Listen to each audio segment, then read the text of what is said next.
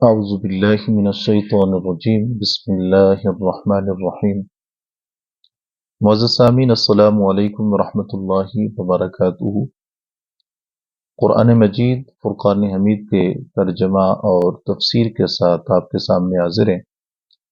آج ہم سورۃ البقرہ اس کی آیت نمبر 51 سے اپنے سبق کا آغاز کریں گے۔ بسم اللہ الرحمن الرحیم۔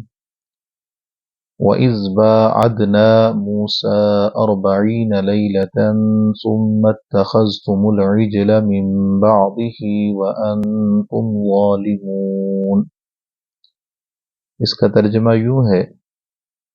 اور یاد کرو جب ہم نے وعدہ فرمایا موسیٰ علیہ السلام آپ سے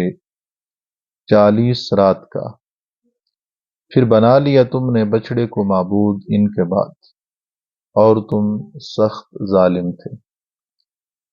اس آیہ کریمہ کی وضاحت یوں ہے کہ رب تعالیٰ نے حضرت موسیٰ علیہ السلام آپ کو جب تورات عطا فرمانے کا وعدہ فرمایا، جب آپ فرعون کی ہلاکت کے بعد دوبارہ مصر واپس لوٹے تو رب تعالیٰ نے آپ سے وعدہ فرمایا کہ آپ کو تورات عطا فرمائے گا۔ تو موسیٰ علیہ السلام آپ اللہ تعالیٰ کے حکم کی تکمیل کے لیے کوہ طور پر تشریف لے گئے، اور اب تعالیٰ نے 40 راتوں کا آپ سے وعدہ فرمایا۔ ان کے اندر 30 راتیں ذوالقعدہ کی اور 10 راتیں ذی الحجہ کی تھیں۔ تو جب آپ تشریف لے جانے لگے تو آپ نے حضرت ہارون علیہ السلام آپ کو اپنی امت پر نائب بنایا۔ تو حضرت جبرائیل علیہ السلام آپ تشریف لے کے آئے، آپ کے پاس جنتی گھوڑا تھا تاکہ موسیٰ علیہ السلام آپ کو کوہ طور پر لے جائیں۔ تو اس کو رب تعالیٰ نے یہ مقام اور مرتبہ عطا فرمایا تھا کہ جہاں پر بھی اس کا پاؤں پڑتا تھا وہاں پر سبزہ اگاتا تھا، وہ زمین جو مردہ تھی وہ زندہ ہو جاتی تھی۔ تو آپ کی قوم کے اندر سامری نامی ایک آدمی تھا جو بظاہر اپنے آپ کو مسلمان ظاہر کرتا تھا، لیکن وہ منافق تھا، اظہار اسلام تو کرتا تھا لیکن دل سے نہیں مانتا تھا۔ اور بعد نے یہاں پر یہ بیان فرمایا کہ وہ ایسی قوم کا فرد تھا جو گائے کی پوجا کرتے تھے۔ تو جب حضرت موسیٰ علیہ السلام رب تعالیٰ کے حکم سے تشریف لے کر گئے تو اس سامری نے یہ کیا کہ بنی اسرائیل کے پاس جو زیورات موجود تھے، جو انہوں نے قبطیوں سے لیے تھے شادی کا کہہ کے، اور پھر انہوں نے اس دریا کو عبور کیا تھا اور رب تعالیٰ نے فرعونیوں کو اس کے اندر غرق کر دیا تھا، اب یہ جب واپس آئے تو یہ زیور ان کے پاس ہی موجود تھے۔ تو اس نے کہا کہ یہ تو مال غنیمت ہے اور مال غنیمت تم پر جائز نہیں، لہٰذا ان کو دفن کر دیا جائے۔ تو جب انہوں نے اس کی یہ بات سنی، اور بعض مفسرین بیان کرتے ہیں کہ یہ مشورہ حضرت ہارون علیہ السلام کا تھا کہ جب موسیٰ علیہ السلام آپ واپس آئیں گے تو جو اللہ تعالیٰ کا حکم ہوگا وہ ان پر نافذ فرما دیں گے۔ تو اس طرح کر کے سامری نے وہ زیورات ان سے لے لیے، اور پھر وہ چونکہ سنار تھا اس نے ان سے ایک بچڑا بنایا۔ جب بچڑا بنایا تو حضرت جبرائیل علیہ السلام آپ جس گھوڑے پر سوار ہو کے آئے تھے، جس کی شان یہ تھی جہاں پر اس کا قدم پڑتا تھا وہاں پر سبزہ اگاتا تھا، تو اس سامری نے وہاں سے ایک مٹھی بھر مٹی لے لی تھی۔ تو اب اس نے وہ مٹی، اس نے جو وہ سونے کا بچڑا بنایا تھا زیورات سے اور ہیرے جواہرات سے اس کو مرصع کیا تھا، تو اس کے اندر وہ پھینک دی۔ جب اس کے اندر پھینکی تو وہ بولتا ہوا باہر آ گیا اپنی جگہ سے۔ تو اس نے اب یہ ہیلا کیا، وہ کہتا ہے کہ یہ نعوذ باللہ تمہارا خدا ہے،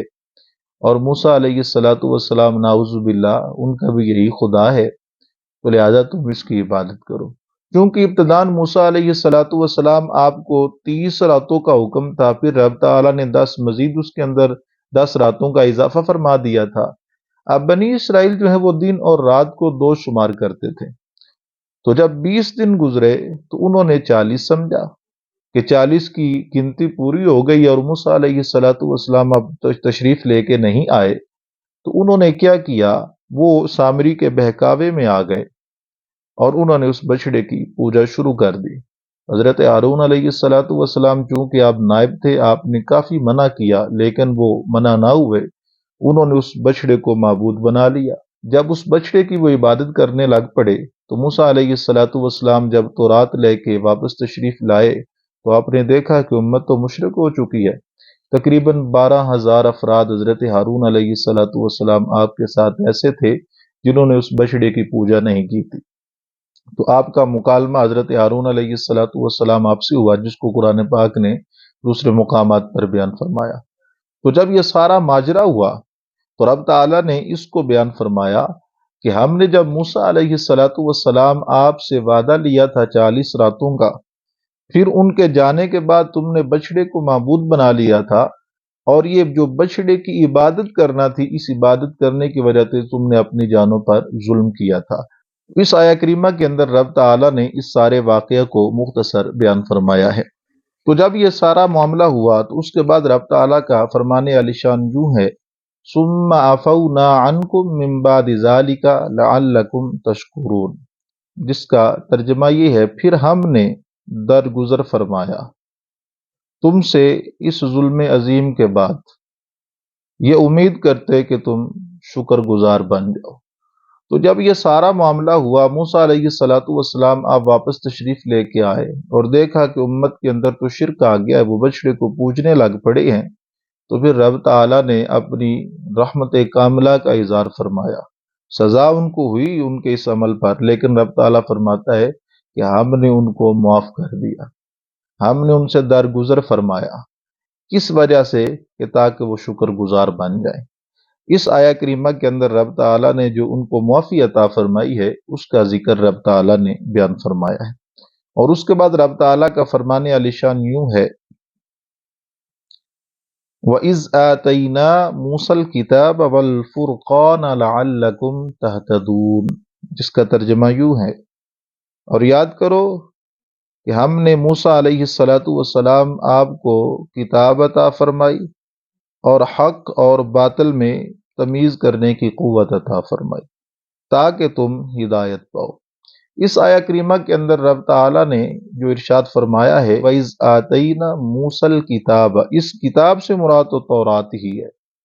لیکن جو فرقان لفظ رب تعالیٰ نے بیان فرمایا ہے کہ حق اور باطل کے درمیان فرق کرنے، اس کے اندر مفسرین اکرام کے مختلف اقوال ہیں۔ بعض کہتے ہیں کہ یہ کتاب کی ہی صفت ہے، اس سے مراد تورات ہی ہے، اور بعض علماء بیان فرماتے ہیں کہ فرقان سے مراد وہ معجزات ہیں جو موسیٰ علیہ السلام کو رب تعالیٰ نے عطا فرمائے ہیں، اور بعض یہ بیان فرماتے ہیں کہ اس فرقان سے مراد یا وہ شریعت ہے جو حلال اور حرام کے درمیان فرق کرنے والی تھی۔ تو رب تعالیٰ نے یہ کتاب کیوں عطا فرمائی؟ رب تعالیٰ فرماتا ہے کہ تاکہ تم ہدایت پاؤ۔ تو اس سے معلوم یہ ہوا کہ اللہ تعالیٰ نے انبیاء کو جو کتابیں عطا فرمائی ہیں، ان کتابوں کے نازل کرنے کا ایک مقصد یہ بھی ہے کہ آپ کی امتیں ان کو پڑھ کر ہدایت حاصل کریں۔ اور اسی طرح رب تعالیٰ نے جو آقا کریم علیہ السلام آپ کو عظیم معجزہ قرآن عطا فرمایا ہے، اس کا بھی مقصد یہی ہے کہ آپ کی امت اس کو پڑھے اور پڑھ کر ہدایت حاصل کرے اور پھر رب تعالیٰ کی رحمت کی امیدوار بن جائے۔ اب اس سے اگلی آیہ کریمہ کے اندر رب تعالیٰ نے جو موسیٰ علیہ السلام آپ کی قوم نے یہ شرک کیا تھا، یعنی بچڑے کی پوجا کی تھی اور سامری کے اس بنائے ہوئے بچڑے کو سجدہ کرنے لگے تھے، اس کو خدا سمجھ لیا تھا، تو رب تعالیٰ نے پھر ان کی توبہ کس طرح قبول فرمائی، ان کے لیے توبہ کیسی مقرر کی، اس چیز کا بیان رب تعالیٰ نے فرمایا ہے۔ قرآن مجید فرقان حمید کے الفاظ یوں ہے، وَإِذْ قَالَ مُوسَى لِقَوْمِهِ يَا قَوْمِ إِنَّكُمْ ظَلَمْتُمْ أَنفُسَكُمْ بِاتِّخَاذِكُمُ الْعِجْلَ فَتُوبُوا إِلَى بَارِئِكُمْ فَاقْتُلُوا أَنفُسَكُمْ ذَلِكُمْ خَيْرٌ لَكُمْ عِنْدَ بَارِئِكُمْ فَتَابَ عَلَيْكُمْ إِنَّهُ هُوَ التَّوَّابُ الرَّحِيمُ۔ اس کا ترجمہ یوں ہے، اور یاد کرو کہ جب موسیٰ علیہ السلام آپ نے اپنی قوم سے فرمایا کہ اے میری قوم، بے شک تم نے ظلم کیا اپنے آپ پر بچھڑے کو معبود بنا کر، پس چاہیے کہ تم اپنے خالق کے حضور توبہ کرو، سو اپنوں کو قتل کرو جنہوں نے شرک کیا، یہ بہتر ہے تمہارے لیے تمہارے خالق کے نزدیک۔ پھر اللہ تعالیٰ نے تمہاری توبہ کو قبول فرما لیا، اور بے شک وہی توبہ قبول کرنے والا اور مہربان ہے۔ اب ان کی توبہ، اس کی قبولیت کی تکمیل اس طرح ہوئی کہ جن لوگوں نے شرک کیا تھا، ظلم کیا تھا غیر اللہ کو معبود بنا کر، ان کے لیے حکم یہ تھا کہ وہ اپنی جان رب تعالیٰ کی بارگاہ میں پیش کر دیں، یعنی اس طرح کہ جو مشرک تھے، جنہوں نے یہ ظلم کیا تھا، جنہوں نے بچھڑے کی پوجا کی تھی، ان کو ان کے عزیز ہی جنہوں نے شرک نہیں کیا تھا، جنہوں نے بچھڑے کی پوجا نہیں کی تھی، ان کو حکم ہوا کہ جو مشرکین ہو چکے ہیں ان کو قتل کرو۔ تو پھر موسیٰ علیہ السلام آپ نے ان کو ارشاد فرمایا کہ تم اللہ تعالیٰ کے اس فیصلے پر راضی ہو جاؤ۔ تو انہوں نے سر تسلیم خم کر دیا اور اپنے گھروں کے سینوں کے اندر وہ بیٹھ گئے، اور جو وہ لوگ تھے جنہوں نے اس وقت بچھڑے کی پوجا نہیں کی تھی اور اللہ تعالیٰ نے ان کے ایمان کی حفاظت کی تھی، ان کے اندر ان کے قریبی رشتہ دار تھے، کسی کا بھائی تھا، کسی کا چچا تھا، کسی کا کوئی قریبی رشتہ دار تھا، اب وہ جب تلوار لے کے کھڑا ہوا، اس کو قلم کرنے کا حکم ارشاد ہوا، تو پھر رب تعالیٰ نے ایک عجب منظر وہاں پر ظاہر فرمایا۔ رب تعالیٰ نے ہوا کو حکم دیا، تو ہوا نے وہاں پر اس طرح کا ماحول بنا دیا کہ وہ اپنے عزیز کو دیکھتا نہیں تھا، یہ نہ ہو کہ اس کے دل کے اندر محبت پیدا ہو جائے، اور وہ جو تھے وہ بھی سامنے بیٹھے ہوئے تھے، اپنے اس عمل پر نادم تھے۔ تو پھر یہ قتال شروع ہوا۔ تو مفسرین کرام بیان فرماتے ہیں کہ شام تک تقریباً 60,000 لوگ اس کے اندر ان کو قتل کیا گیا۔ تو جب یہ معاملہ چلتا رہا تو پھر حضرت ہارون علیہ السلام اور حضرت موسیٰ علیہ السلام آپ نے رب تعالیٰ کی بارگاہ کے اندر عاجزی کے ساتھ دعا کی کہ یا رب العالمین، اگر یہ معاملہ چلتا رہا تو بنی اسرائیل تو ختم ہو جائیں گے۔ تو رب تعالیٰ نے یہ حکم ارشاد فرمایا کہ اے موسیٰ، کیا تجھے یہ پسند نہیں ہے کہ جو قتل ہوئے ہیں ان کو میں شہادت کا درجہ عطا فرماؤں گا، اور جو قتل کرنے والے ہیں ان کے میں سارے گناہ بخش دوں گا، یعنی قاتل اور مقتول دونوں جو ہیں ان کو جنت عطا فرمائی جائے گی۔ جو کیونکہ قتل ہونے والے وہ اس لیے قتل ہوئے کہ وہ رب تعالیٰ کی بارگاہ میں توبہ کے طالب تھے، اور جنہوں نے قتل کیا انہوں نے اس وجہ سے قتل کیا کیونکہ رب تعالیٰ نے یہ حکم ارشاد فرمایا تھا کہ تم اپنوں کو قتل کرو، لہٰذا دونوں اس وقت اللہ تعالیٰ کی اطاعت میں تھے۔ تو رب تعالیٰ نے ارشاد فرمایا کہ اے موسیٰ، کیا تمہیں اس بات پر خوشی نہیں کہ میں دونوں کو جنت عطا فرما دوں گا؟ یہ رب تعالیٰ کا وہ خاص کرم ہے جو رب تعالیٰ نے ان کے گناہ کی توبہ پر بھی ان کو عطا فرمایا ہے، کہ جب انہوں نے توبہ کی تو رب تعالیٰ نے دونوں کے واسطے جنت کا اعلان فرما دیا۔ اس سے اگلی آیہ کریمہ وہ یوں ہے، رب تعالیٰ کا ارشاد مبارک ہے، وَإِذْ قُلْتُمْ يَا مُوسَىٰ لَن نُّؤْمِنَ لَكَ حَتَّىٰ نَرَى اللَّهَ جَهْرَةً فَأَخَذَتْكُمُ الصَّاعِقَةُ وَأَنْتُمْ تَنظُرُونَ۔ اب اس آیہ کریمہ کا ترجمہ یوں ہے، اور یاد کرو کہ جب تم نے کہا کہ اے موسیٰ علیہ السلام، ہم ہرگز نہیں ایمان لائیں گے تجھ پر جب تک ہم اپنے رب کو ظاہراً دیکھ نہ لیں۔ بس اس گستاخی پر تم کو بجلی کی کڑک نے آ لیا اور تم دیکھ رہے تھے۔ اب اس آیہ کریمہ کی وضاحت اور اس آیہ کریمہ کی تفصیل یوں ہے کہ جب موسیٰ علیہ السلام آپ کی قوم نے بچھڑے کی پوجا کی تو رب تعالیٰ نے ان کی توبہ والا معاملہ ان سے فرمایا، ان کا قتال ہوا، کثیر تعداد کے اندر لوگ وہ قتل ہوئے۔ اور رب تعالیٰ نے موسیٰ علیہ السلام آپ کو ارشاد فرمایا کہ تم بنی اسرائیل سے چند آدمی لے کے آؤ جو میری بارگاہ میں حاضر ہوں اور میرے سامنے اس سارے عمل پر معذرت کریں۔ تو موسیٰ علیہ السلام آپ نے بنی اسرائیل سے 70 آدمیوں کا انتخاب فرمایا اور ان سے فرمایا کہ تم روزہ رکھو، غسل کرو، پاک کپڑے پہنو۔ جب انہوں نے تیاری کر لی تو موسیٰ علیہ السلام آپ ان کو طور سینا کی طرف لے کر چلے گئے۔ تو موسیٰ علیہ السلام سے انہوں نے کہا کہ آپ ہمارے لیے اپنے رب کی بارگاہ میں عرض کریں کہ جب وہ آپ سے ہم کلام ہو تو ہم بھی اس کا کلام سن سکیں۔ تو مفسرین اکرام بیان فرماتے ہیں کہ رب تعالیٰ نے ان کی اس دعا کو قبول فرمایا، اور موسیٰ علیہ السلام آپ جب اس پہاڑ کے قریب ہوئے تو اس پر بادل نے سایہ کر لیا، آپ اس کے اندر داخل ہو گئے تو موسیٰ علیہ السلام آپ پر رب تعالیٰ نے نورانیت کو طاری کر دیا۔ وہ موسیٰ علیہ السلام آپ کے چہرے کی زیارت نہیں کر سکتے تھے، اتنی نورانیت تھی اور نورانیت کا پردہ تھا، لیکن وہ کلام سن رہے تھے جو رب تعالیٰ ارشاد فرما رہا تھا۔ اللہ تعالیٰ نے انہیں کچھ اوامر دے دیے اور کچھ چیزوں سے منع کر دیا، اور اللہ تعالیٰ نے ان کو یہ بھی سنایا کہ میں اللہ ہوں، میرے سوا تمہارا کوئی معبود نہیں، اور موسیٰ علیہ السلام یہ میرے نبی ہیں، اور اپنی نعمتوں کا اظہار بھی فرمایا جو رب تعالیٰ نے بنی اسرائیل پر فرمائی تھیں، ان کو یاد دلوایا کہ دیکھو میں نے تمہاری مدد کی، تمہیں نجات دی فرعون سے جو تمہیں غم دیتے تھے، تکلیفیں پہنچاتے تھے، میں نے تم کو اس سمندر سے پار لگا دیا اور فرعونیوں کو غرق کر دیا۔ یہ ساری نعمتوں کا بھی رب تعالیٰ نے ان کے سامنے اظہار فرمایا، ان کو یاد دلایا کہ دیکھو میں نے فلاں بھی نعمت تمہارے اوپر نازل فرمائی، فلاں بھی انعام تمہیں عطا فرمایا۔ تو جب وہ خاص کیفیت ختم ہوئی ہم کلامی والی تو آپ واپس آنے لگے، تو وہاں پر وہ جو بنی اسرائیل کے 70 لوگ تھے انہوں نے اب یہ کہہ کے انکار کر دیا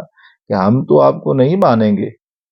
جتنی دیر تک ہم رب تعالیٰ کو اپنے سامنے دیکھ نہ لیں، رب تعالیٰ کا دیدار نہ کر لیں۔ تو جب یہ بات ہوئی تو اتنے میں رب تعالیٰ نے ان پر ایک کڑک کو مسلط کیا، اس کڑک کی وجہ سے، اس کی ہیبت کی وجہ سے وہ سارے کے سارے اسی جگہ پر فوت ہو گئے۔ تو پھر موسیٰ علیہ السلام آپ نے رب تعالیٰ کے سامنے دعا کی کہ یا رب العالمین، یہ بنی اسرائیل میں سے اعلیٰ لوگ ہیں، اگر آج یہ یہاں پر مر گئے تو میں واپس جا کے ان کو کیا جواب دوں گا، وہ کچھ باتیں کریں گے۔ تو پھر رب تعالیٰ نے دوبارہ ان کو زندگی عطا فرمائی اور ایک کے بعد ایک کو زندہ کیا، جو زندہ ہو رہا تھا وہ دوسرے کو دیکھ رہا تھا کہ کس طرح رب اس کو زندگی عطا فرما رہا ہے۔ تو اس طرح رب تعالیٰ نے یہ سارا معاملہ ان کے ساتھ فرمایا۔ پھر رب تعالیٰ نے یوں ارشاد فرمایا ثم بعثناکم من بعد موتکم لعلکم تشکرون، جس کا ترجمہ یہ ہے پھر ہم نے تم کو زندہ کیا تمہارے مر جانے کے بعد تاکہ تم شکر گزار بن جاؤ۔ اب یہاں پر یہ جو زندگی ان کو رب تعالیٰ نے عطا فرمائی ہے، یہ موسیٰ علیہ السلام آپ کی دعا کے صدقے رب تعالیٰ نے عطا فرمائی۔ اور اس سے یہ بھی معلوم ہوا کہ کسی اعتبار سے بھی اللہ تعالیٰ کے نبی کے سامنے ایسی گفتگو کرنا جو اس کو ناپسند ہو، یہ رب تعالیٰ کی بارگاہ کے اندر انتہائی بری شمار کی جاتی ہے، اور اس پر رب تعالیٰ گرفت بھی فرماتا ہے۔ تو اس طرح رب تعالیٰ نے بنی اسرائیل کو مختلف انعامات بھی عطا فرمائے، مختلف طریقوں سے ان کی رہنمائی بھی فرمائی، اور حضرت موسیٰ علیہ السلام آپ کی امت پر بے شمار انعامات عطا فرما کے بار بار ان کو اپنی توحید اور موسیٰ علیہ السلام آپ کی رسالت، آپ کی نبوت کے حق ہونے کی طرف بلایا، اور ان کو ارشادات بیان فرمائے کہ دیکھو ہم نے تم پر یہ بھی انعام فرمائے، یاد کرو ہم نے تمہارے آباء و اجداد پر یہ بھی نعمتیں ان کا اظہار فرمایا، ان کو یہ بھی نعمتیں عطا فرمائی ہیں۔ یہ آقا کریم علیہ السلام آپ کے زمانے کے جو بنی اسرائیل ان کو یاد دلایا جا رہا ہے، دیکھو یہ کام تمہارے آباء و اجداد نے کیے تھے، پھر ہم نے اس طرح ان کو معافی بھی دی تھی اور اتنی نعمتیں بھی عطا فرمائی، اتنے انعامات بھی عطا فرمائے تھے۔ اگر آج تم مومن ہو گئے تو میں تمہیں بھی یہ ساری نعمتیں عطا فرماؤں گا۔ اللہ تعالیٰ کی بارگاہ میں دعا ہے کہ رب تعالیٰ قرآن مجید فرقان حمید کی سمجھ عطا فرمائے اور سمجھ کر اس پر عمل کی توفیق عطا فرمائے۔ وما علینا الا البلاغ المبین۔